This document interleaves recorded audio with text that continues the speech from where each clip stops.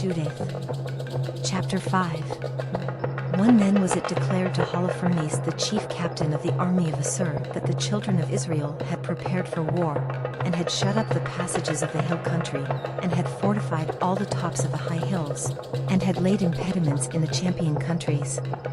2 Wherewith he was very angry, and called all the princes of Moab, and the captains of Ammon, and all the governors of the sea coast. 3 And he said unto them, Tell me now, ye sons of Canaan, who this people is that dwelleth in the hill country? And what are the cities that they inhabit? And what is the multitude of their army?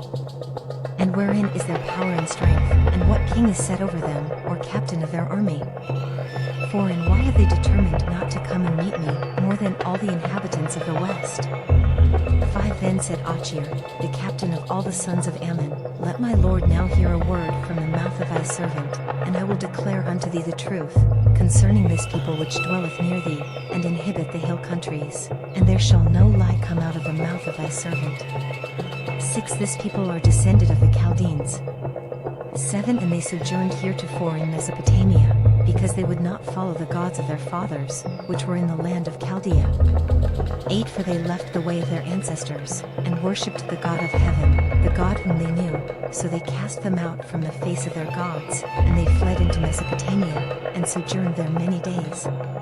9 Then their God commanded them to depart from the place where they sojourned, and to go into the land of Shinar, where they dwelt, and were increased with gold and silver, and with very much cattle.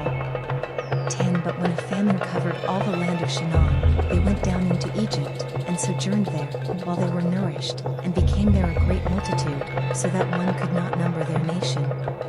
11 Therefore the king of Egypt rose up against them, and dealt subtlety with them, and brought them low, with laboring in brick, and made them slaves. 12 Then they cried unto their God, and he smote all the land of Egypt with incurable plagues, so the Egyptians cast them out of their sight. 13 And God dried the Red Sea before them. 14 And brought them to Mount Sinai, and Cades Barn, and cast forth all that dwelt in the wilderness. 15 So they dwelt in the land of the Amorites, and they destroyed by their strength all them of Esabon, and passing over Jordan they possessed all the hill country. 16 And they cast forth before them the Shannonite, the Pharisite, the Jebusite, and the Sychemite, and all the Girgesites, and they dwelt in that country many days. 17 And whilst they sinned not before their God, they prospered, because the God that hateth iniquity was with them. 18 But when they departed from the way which he appointed them, they were destroyed in many battles very sore, and were led captives into a land that was not theirs, and the temple of their God was cast to the ground, and their cities were taken by the enemies. 19 But now are they returned to their God, and are come up from the places where they were scattered, and have possessed Jerusalem, where their sanctuary is, and are seated in the hill country, for it was desolate. 20 Now therefore, my lord and governor, if there be any error in this people, and they sin against their God, let us consider that this shall be their ruin, and let us go up, and we shall overcome them.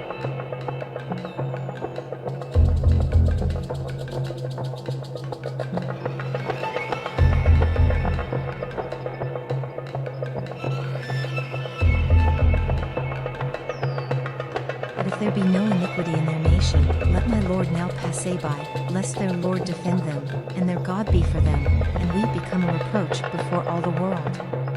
And when Achir had finished these sayings, all the people standing round about the tent murmured, and the chief men of Holofernes, and all that dwelt by the seaside, and in Moab, spake that he should kill him. For, say they, we will not be afraid of the face of the children of Israel, for lo, it is a people that have no strength, nor power for a strong battle. Now therefore, Lord Holofernes, we will go up, and they shall be a prey, to be devoured of all thine army.